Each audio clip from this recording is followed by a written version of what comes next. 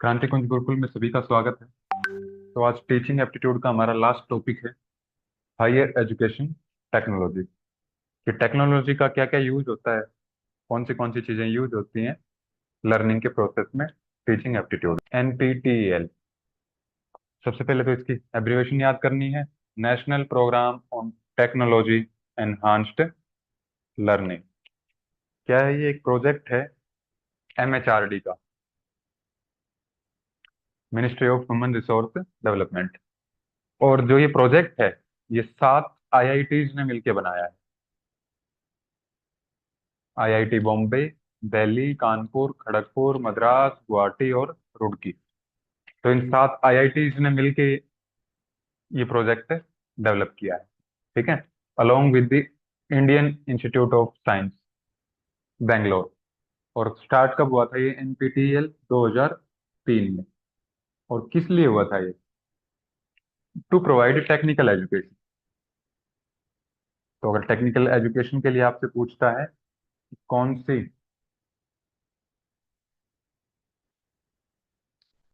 Technology का निर्माण किया गया है, तो वो है NPTEL। ठीक है, तो इतना ही याद रखना है इसमें कि टेक्निकल एजुकेशन के लिए 7 IITs ने मिलकर एक प्रोजेक्ट बना तैयार किया था NPTEL 2003 में। और इसकी एब्रीवेशन है आपकी national programme on technology enhanced learning.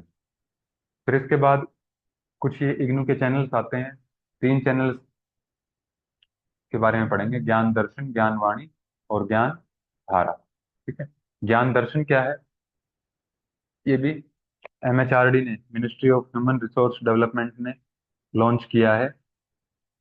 ठीक है, और information and broadcasting, Prasar Bharati and IGNOU jointly 2000 में चैनल स्टार्ट किया गया था as an educational television channel. तो ये एक टेलीविजन चैनल है, ज्ञान दर्शन। और 24 आवर्स ट्रांसमिशन चैनल है, which covers A variety of subjects.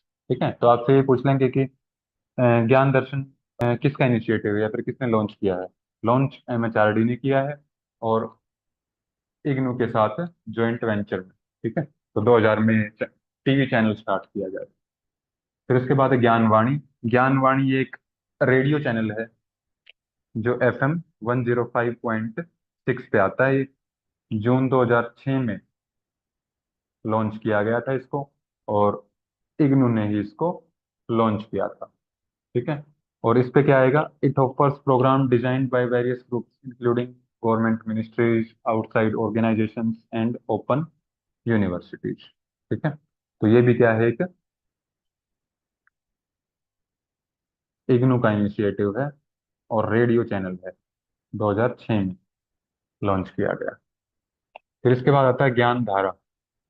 और ज्ञान धारा क्या है? ज्ञान धारा is an internet audio counselling service, जिससे आप चैट माध्यम से या फिर फोन करके या फिर ईमेल के माध्यम से कोई भी अपना डाउट है, ठीक है, या फिर कुछ भी कोई भी टॉपिक आप टीचर्स के साथ डिस्कस कर सकते हो।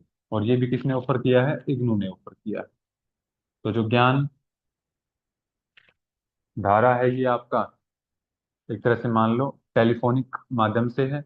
और जो आपका ज्ञान वाणी है, ये रेडियो चैनल है। ज्ञान दर्शन, दर्शन मतलब देखना, देखोगे आप टीवी को, तो ऐसे भी याद रख सकते हैं।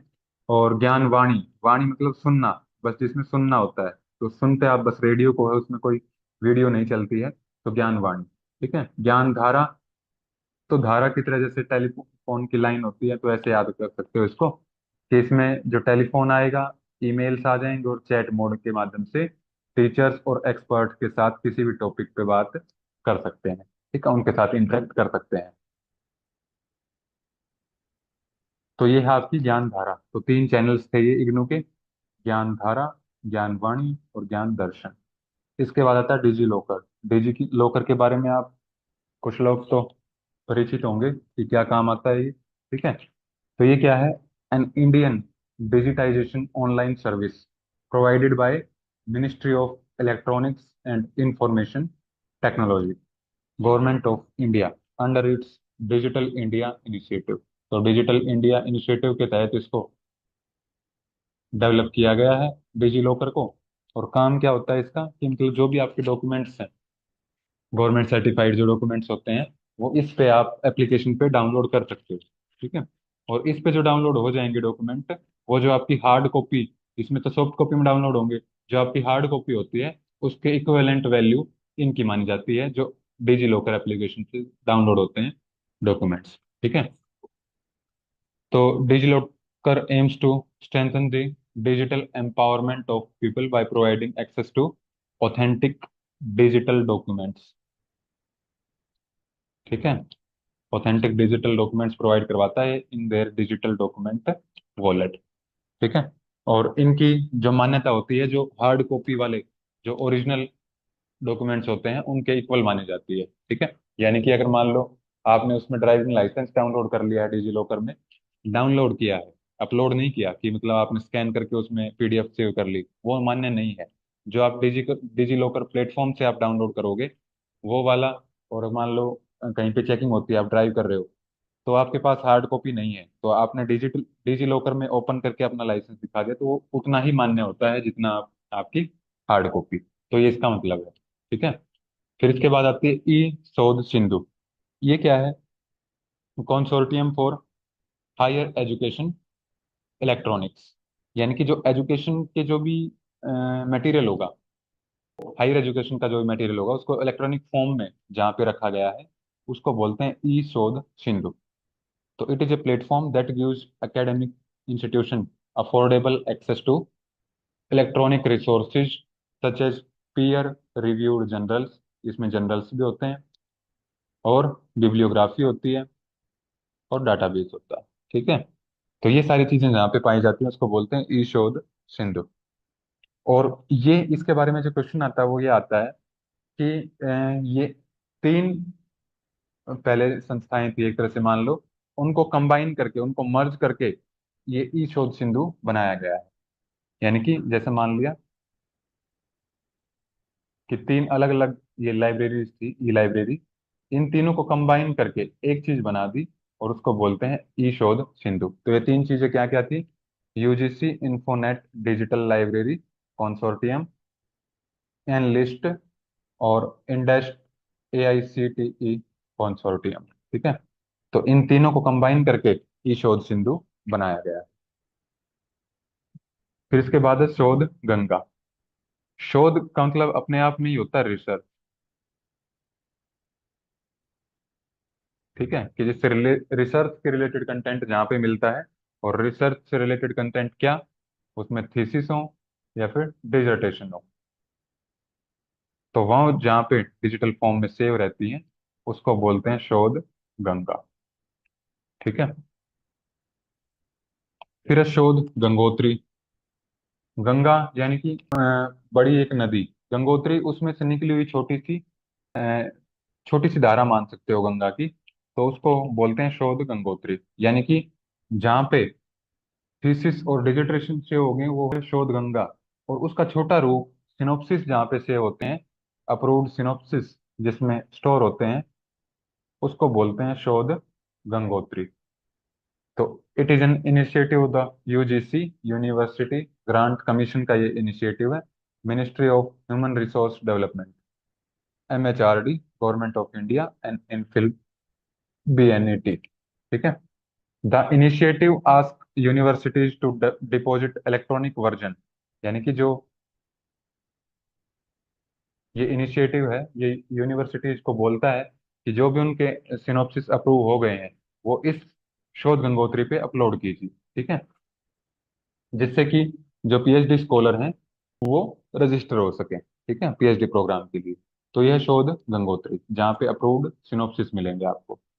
फिर शोध शुद्धि, यानी कि जो रिसर्च का मटेरियल है उसकी शुद्धि करना, यानी कि उसको एनालाइज करना। KIT is a program that gives higher education institution access to plagiarism detection software, TDS। ये मतलब जो कॉपी को देखता है कि कंटेंट कॉपी ना हुआ हो, कि जैसे मान लिया पहले से 100 उसमें थीसिस और डिसर्टेशन क्या है, अपलोडेड हैं, और अब कोई नई अपलोड करेंगे तो ये उस 100 का जो डाटा पहले से अवेलेबल है उसमें स्कैन करेगा कि कुछ उनमें से कॉपी तो नहीं है कंटेंट। ठीक है। तो वो चीज आती है शोध शुद्धि, यानी कि जो रिसर्च का मटेरियल है उसकी शुद्धि करता है, वो काट छांट करता है उसमें से। तो प्लेगरिज्म डिटेक्शन सॉफ्टवेयर जो प्रोवाइड करता है उसको बोलते हैं शोध शुद्धि। तो इम्प्रूव किस लिए, कि जिससे रिसर्च की क्वालिटी क्या है जिस उसको इम्प्रूव किया जा सके। ठीक है। तो ये जो प्रोग्राम है ये मिनिस्ट्री ऑफ एजुकेशन ने लॉन्च किया है, जो कि एक गवर्नमेंट ऑफ इंडिया का इनिशिएटिव है। सितंबर 2019 में ये लॉन्च हुआ था। तो ये है आपकी शोध शुद्धि। अब है ई विद्वान। जैसे मान लिया आपकी इंस्टाग्राम पे प्रोफाइल है, ठीक है, फेसबुक पे प्रोफाइल है, या फिर किसी और सोशल मीडिया प्लेटफॉर्म पे जो भी प्रोफाइल बनती है आपकी। ठीक है। एक तो वैसे प्रोफाइल बनती है, और जो आपकी किसी भी रिसर्चर या फिर साइंटिस्ट की प्रोफाइल बनती है वो ई विद्वान पे बनती है। उनके लिए एप्लीकेशन अलग से है कि जो भी साइंटिस्ट या फिर रिसर्चर्स या फिर अदर कोई फैकल्टी मेंबर है, उनकी प्रोफाइल का जो डाटाबेस जहाँ पे स्टोर होता है उसको बोलते हैं ई विद्वान। ठीक है। तो ये आपका टॉपिक कंप्लीट हो गया है। अब इसके कुछ पीवाईक्यू हैं, ये देख लेते हैं। इसने बोला है कि जून 2024 में पूछा है क्वेश्चन आपसे, which digital platform of ministry of education has been formed by merging three consort initiatives, namely UGC Infonet digital library consortium, NLIST and INDEST AICTE consortium. तो ये तीन जो कंबाइन करके जो बना है वो शोध सिंधु बना था। ठीक है। फिर जून 2024 का ये क्वेश्चन है आपका, which of the following digital initiative provides database of profiles of scientist. Database scientist या फिर रिसर्च का या फिर अदर फैकल्टी मेंबर्स का कहाँ पे होता है, ई विद्वान पे। ई विद्वान पे क्या बनती है, उनकी प्रोफाइल्स बनती हैं। मार्च 2023 का एक क्वेश्चन है ये, in its formative years which university has taken to the strategy of adopting multimedia instruction through Gyan Vani and ज्ञान दर्शन। तो ये आपको पता है, ज्ञान वाणी, ज्ञान दर्शन और ज्ञान धारा, ये इग्नू के इनिशिएटिव हैं।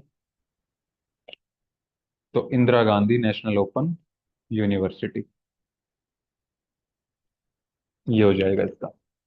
फिर अगला है आपका MHRD, government of India initiative, e Shodh Sindhu provide students and researchers access to. कि ई शोध सिंधु पे क्या मिलता है, जनरल्स मिलते हैं, बिब्लियोग्राफी डाटाबेस मिलता है। तो ई जनरल्स। फिर अगला आता है इसमें, which of the following is an educational FM radio network. Radio मतलब वाणी, सुनना सुनना, तो ज्ञान वाणी। ज्ञान दर्शन एक एजुकेशनल टीवी प्रोग्राम है, टीवी नेटवर्क है। ज्ञान धारा एक टेलीफोन या फिर चैट के माध्यम से जो भी इंटरेक्शन करते हैं वो प्लेटफॉर्म है। फिर इसके बाद आता है आपका एमएचआरडी स्कीम, जो विद्वान है इसका एम क्या है या फिर उद्देश्य क्या है इसका, किस लक्ष्य पे आधारित है ये। तो ई विद्वान पे आपके डाटाबेस बनते हैं, प्रोफाइल बनती है, यानी creating a database and national research network. तो ये इसका आंसर हो जाएगा। तो यहाँ पे आपकी जो टीचिंग एप्टीट्यूड की यूनिट है वो कंप्लीट होती है। ठीक है। जिसको भी जो डाउट है जिस लेक्चर में, वो दोबारा से उस वीडियो को देखें, और इसके जो फ्री पीवाईक्यू है वो एप्लीकेशन पे जाके लगा सकते हैं।